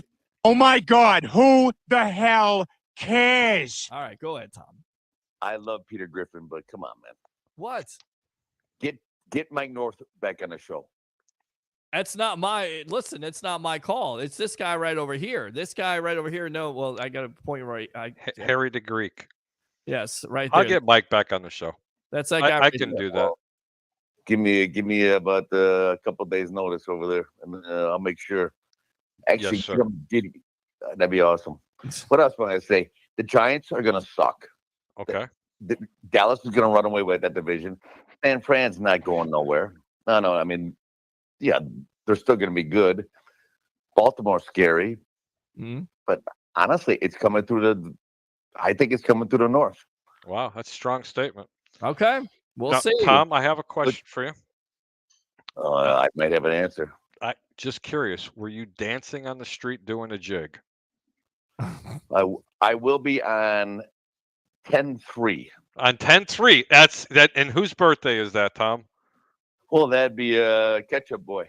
Ketchup Boy, Peter Blake. I'm going to put that on your lower third I will eat a Chicago hot dog without ketchup just for you, Tom, when you come down here in a couple weeks. All right? No. It'll be 7 days, but at the same time. But you know what 10-8 is? What's 10-8? My Jamie anniversary. Day. Jamie Day. That's there right. you go. Jamie Day. And Jamie's getting upset Day. right now with Harry, so I got to get him out of here. He's got to get to bed. He's past his curfew at this point. So, Tom, go ahead and finish. Yeah, you got a curfew. No, I just want to say, Harry, they told the Hyundai did a dealership. Oh, good. We can talk about that later. Okay. All right, out later. All right, See man. you, buddy. Thanks a lot. Thanks a lot, Tom. Appreciate it. Oh, yeah. There you go. Just for that. October 3rd. Go ahead and promote yourself, Harry the Greek. Do not put me full screen. Thanks for tuning in. Appreciate you having me on. I'll tell you what, special thanks to TJ Rives. Just a consummate gentleman, and he's a plethora of knowledge. I mean plethora. Ray Kennedy, love him hanging out in front of the massage parlor. For those of you that do not know, Peter Blake's birthday is on 10-3, and yes, he does eat ketchup on his hot dogs. Roger, thanks a lot for donating the 50, but it does absolutely nothing to me because Peter's selfish, and I don't get $1 of it. Nothing. Oh, you're so out of your mind at this. I'm kidding you. No, but seriously, thanks for tuning in. And as I always say, keep your bets low and your returns high. I'm Harry the Greek. Thank you so much, Peter. Have a really good evening, buddy. All right, good. Go Bucs. Yes, go Bucs. Let's go! Love it. You really had to do that again. I had to didn't do you? it. Yeah. Oh my God. How about them Bucks, baby? That's a little better. I'd rather listen to Brian Leftwich. Sorry. Byron Leftwich. His brother Brian. Yeah, Byron and Brian. I'm getting bad with names, Pete. That's okay. I'll see if you can go ahead and reel this back in after I leave. Look, I am the chef of the poo-poo soup, baby. Bank it. All right, there you go. Harry the Greek, professional handicapper extraordinaire of the show, co-host. See you later. I got to do it again. Let's go! I don't care. I really Peter's don't. birthday is 10/3, October 3rd. Every time you October the 3rd, every See? time. This is the plan. Every time I say that, then you're reminded of it. Then you won't say, hey, what do you want for your birthday? You'll know it's my birthday. So there you go. All right. 727-255-0391 and 727-255-0391. Let's go back out to the comments. Vita having a good time. Appreciate you, Vita. Oh, yeah. Let's go back out to her. Screw Chucky, who talked crap about us after he left. Absolutely. Well, when he got fired, yes, he did. Vita says, I agree with Philly. We will win. Vita, again, Bears are going to get beat again this year. I like her. I like her a lot. Everybody getting on this Bears bandwagon. I get it. Caleb Williams coming in, all these weapons. But again, there's a transition process. We'll see how many wins they really have. Harry, get ready to talk about me, but I put one sauce on my hot dogs, and hopefully that is ketchup like I do. I'm getting your Caleb Williams jersey for 10-3. Please don't. This guy sucks. Roger says, here you go to bed. I'm going to. Tom, not a Chicago dog. David says, have never been to Chicago, but if I was there, I would try it before I knock it. Just a plain hot dog with onions. Just dip the hot dog in the A1 sauce, and I bet you change your mind. It changed my mind too. Wow, A1 sauce. Nice. Oh, yeah. Peter's B-Day is 10-3, if anyone was wondering. Thank you. Appreciate that. I love Banner. Banner is a riot. Cocaine is a hell of a drug. And it didn't play. I don't know why. Why didn't it play? It didn't play. What's going on here with my sound effects tonight? All right, Tom is the man. Absolutely. And good night. See you all in the AM. So once again, let's go through this schedule and just an early prediction, and you guys can rewatch this broadcast. Give me your prediction. I say 11-6. Washington to start out at Raymond James Stadium, 4:25 on September 8th. Then at Detroit. Then you come home, face Denver. Then Philadelphia the next week. Then, of course, 10-3 at Atlanta on Thursday Night Football. Then you get a 10 days rest. You go on the road and face New Orleans. Come home on Monday Night Football and face the Baltimore Ravens, Lamar Jackson right there. Then you stay at home, face Atlanta. Then you go on the road on Monday Night Football again with the Patrick Holmes-led Kansas City Chiefs. Then November 10th, you come home and face the 49ers. Then you get your bye week right there, and I believe it's the 10th week of the season. Sunday, November 24th at the New York Giants. That may be a cold weather game. Then you go back on the road again December 1st versus Carolina. Come home and face the Raiders. Las Vegas Raiders on December 8th. Another 1 o'clock game there. Go on the road and face the Chargers at 4:25. Then a Sunday night game versus the Dallas Cowboys in December 22nd. 3 days away from Christmas? So there you go on that Sunday, as Christmas this year will be on a Wednesday, which will be very weird. Let's go out to Alex. Alex, welcome to the evolution of Sports Talk Television on a night where the Tampa Bay Buccaneers release their schedule. And, of course, your Tampa Bay Rays defeat the Boston Red Sox 4-3. Welcome to the evolution. How you doing, my friend? I'm doing good, buddy. How you doing? Doing great. Well, just real quick, just to recap the Rays back to 500. Still where they are, like I said, they would be at this time of year. Right. But slowly but surely getting better. We'll see how they do. Yandy Diaz with the big knock tonight, which was huge. I turned it on, and I saw Jose Siri once again get a hit. Still posing. Please stop posing. Just hit the ball and run as fast as you can, which, again, good for him. Good hit. The runner. What a great tackle. I know we got the win tonight, but our risk is so bad right now. We've left a lot of men in scoring position this series. Gotta pick that up. Yeah. We could have easily won yesterday's game, but the boys came back, did enough to win tonight. So our pitching has been pretty good. Taj pitched another great start today. Good to see him looking really good. Just overall a great win. We'll see. Like I said, we'll see how We'll see how the Bucs. I mean, how the Rays do. But let's talk about this Bucs schedule real quick. The Bucs released their schedule today, and I'm going to throw out my prediction on the bold. I mean, like up front, and I think it's an 11-win season. And I think that's enough to win a division title, in my opinion. Okay. There's a couple games I'm looking forward to going to see. Anytime the Ravens come to town, can't wait to see the Ravens. I think the Ravens come here at sometime in October or November. Correct.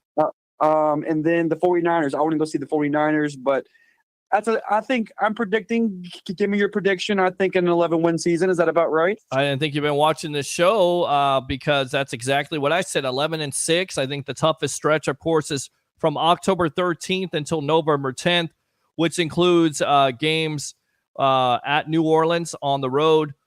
Then you come home and face the Baltimore Ravens October 21st on Monday Night Football. Then you get Atlanta again at home. Then you go on the road to Kansas City and you come home and face San Francisco. So that is a gauntlet. Not to say, the first, 5 games of the season, Washington, Detroit, Denver, Philadelphia, the first 6 are not, they're not also daunting, but that stretch right there, and that's where Harry's point is. That's why he thinks, 11, 12 wins also. So I agree with you. I think that right there is the toughest stretch at this point. Yeah, but everything that's happened this off season, I'm very confident. Even during that rough stretch that we have this season on the schedule, I think the boys will be able to at least pull off 11 wins, even during that rough stretch. At least go half and half, maybe. Well, you're talking about 5 weeks right there, 4 or 5 weeks, at least 2 or 3 wins would be nice. Yeah. But I'm happy to see that the Bucs were the last time we haven't really talked in a couple of days or maybe about a week now, but it was really nice to see the Bucs get Anton Winfield signed and extended. I was really happy to see that. I think that the cap on everything that Jason's done this offseason would be to see Tristan Wirfs get signed. If that could be done by the season, I don't think it's going to happen. But that's like the last thing I want to see the Bucs do this offseason. What are your thoughts on that? Yeah, I mean, I predicted it before the season started. I said that everybody would be coming back, would get re-signed. I'm not surprised by it, and I think it definitely will happen. And look, I asked Jason just a couple months ago, once you get these guys re-signed, is it time for a boat parade? And he said, correct me. We got to get this done. We got to get this done. They seem like they're determined to do that. And it's like TJ Rives says, right? The friend of the show of the Buccaneer Radio Network who's watching right now, the media icon, the human lottery ticket. The legend. Yes, trust in light. That's how you have to do it. And we do trust in light in that Bucs administration because they get it. They get it done. And I don't know why Bucs fans would be surprised by it because, look, Winfield Jr., he earned that contract extension with the way not only he played last year, but his rookie year, he's gotten better and better. And when they asked him, not only to play safety, but play nickelback and then switch back, he was able to do it. You look at Devin White, he's asked to, play under the same contract, play under a contract. We'll take care of you. And he's asking to be traded. That's the difference. He's the highest paid safety in the game. And of course, the rest of the league looks like Devin White, $4.5 million. That's how the league views White. That's how the league views Winfield. And thank God the Bucs were able to get him done with an extension because if he gets out there in free agency, he's probably going to get more than what the Bucs paid him because there are bad teams out there that are willing to overpay because Winfield Jr. is one of the best in the game, if not the best in the game. And you definitely could have made that conversation that not only is he the MVP of the Tampa Bay Buccaneers, but could have been the MVP of the league with how much he meant to not only that defense, but the Bucs overall, trying to save games. Remember Atlanta. TJ talked about it tonight. Remember the Saints game, causing fumbles, causing game-changing plays as a safety is amazing. That's Hall of Fame worthy. I know I'm getting ahead of myself, but that's where you're at. And you continue to play like that, you're going to definitely have to have that conversation of Hall of Fame. But we're getting ahead of ourselves. He played like that last year. Let's see if he can continue to do that in the next couple of years with this big-time contract extension. And he's worth every penny for what he got. Right. And honestly, he could have got way more than that. Just extremely underrated all over the field, always making plays when it matters the most. And I was really excited to see that the Bucs were able to extend him and just give him some more time, with this Bucs team. But hats off to what Jason has done all season long. He's killed it. I'm going to say it a million more times. Best GM in football. Everybody's going to have their thoughts, but Jason Light killed it. But Peter, I just wanted to stop in real quick. I always do, man. I appreciate what you do, man. Appreciate your friendship. And Rays win. Bucs got a great schedule, and I just wanted to stop in and say what's up. Yeah, man, absolutely. Always welcome here on the Evolution. I'll give you the Rays horn again. There you go. Appreciate you, boss. As always, definitely don't be a stranger and use that second call if you want to. If we're still on the Evolution of Sports Talk Television, all right? All right, and he's gone. There he goes. So your great call by Alex. As always, big-time Rays fan. They win tonight 4-3. Jose Siri with the big-time hit. Yandy Diaz with the big-time hit. You go back to last night, they could have won that game. But if you take 3 out of 4 against the Red Sox, you start to feel good about this road trip, right? Because you have 4 with the Red Sox. You take 3 out of 4. That's good. And then you got a struggling Blue Jays team, which you have an opportunity. So you start to stack these wins, and then that's where the momentum comes. And I definitely believe in the Mo, which is what my co-hosts will always say. Harry the Greek, professional handicapper extraordinaire. Believe in the Mo. It's all about the Mo. This team starts to get on a roll a little bit, start to stack some wins, you get some confidence, and then all of a sudden you're in the standings and you're definitely in it. Let me go ahead and go out to Christopher Cole here. Just stay healthy, and we win 13 games. Wow, Christopher Cole, 13 games right there. Good stuff. There's my horn. There it is. So, yeah, your thoughts on the schedule in general. Again, just to wrap it up, the second half of the year at the New York Giants, at the Carolina Panthers, November 24th for the Giants. Again, that could be a cold weather game. Carolina, December 1st. You come home. One of my good friends, Mr. James, big-time Raider fan. I think he's going to be excited about that. And remember, we're looking forward to the season. Why? Look back at last season, being a part of the J.P. Peterson show. And by the way, if you would have listened to that show at 10 o'clock, 10:05 this morning, because it starts at 10 o'clock, we started out with this exact schedule. Like, I got tipped off about this schedule, and we put it out there. So we're building this relationship with the Tampa Bay Buccaneers, and we expect to be fully credentialed. JP's going to be fully credentialed. Yours truly will be fully credentialed, hopefully, and we'll be doing a post-game show on the sideline with your phone calls. Live on I Love St. Pete. Live on my page. Live on the sports webpage on YouTube. Live on Instagram Live. Live on TikTok. Live on WATB Sports with nearly 20,000 followers. That is the plan. Engagement. This is a Tampa Bay sports talk show for you.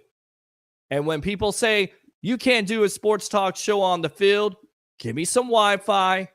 Let me go out there, get the opportunity, set up my 4K camera with my mics, and I'll show you what the evolution of sports talk television is. Over phone line, 727-255-0391. It's 727-255-0391. So I'm looking forward to it.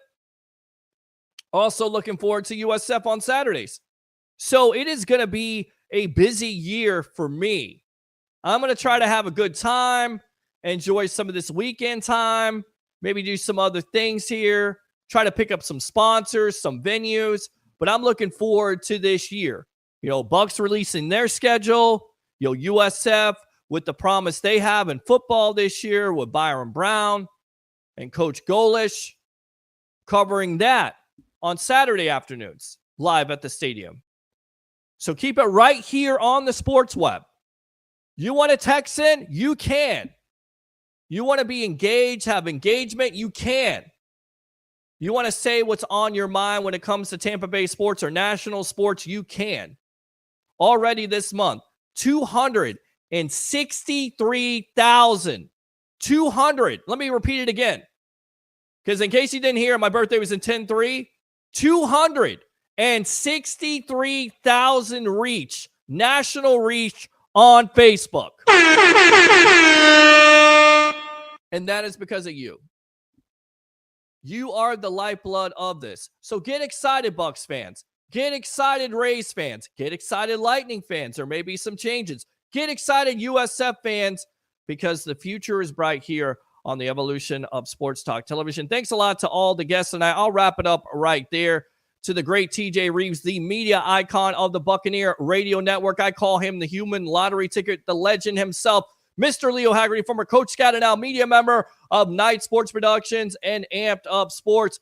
Best of the Bay, Tampa Bay Ray Kennedy, and of course my co-host with the most, I got to say it, professional handicapper extraordinaire, Mr. Harry the Greek. Guys, like and subscribe to the Sports Web on YouTube.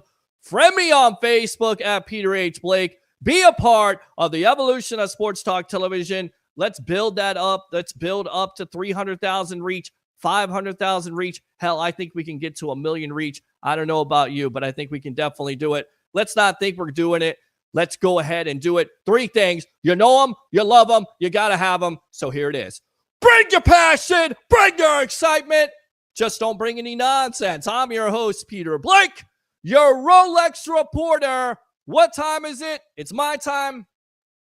And for fans of the Sports Web and the Tampa Bay sports fan, it's your time. We'll see you soon on the evolution of Sports Talk Television. Have a good night. And as always, go Bucs.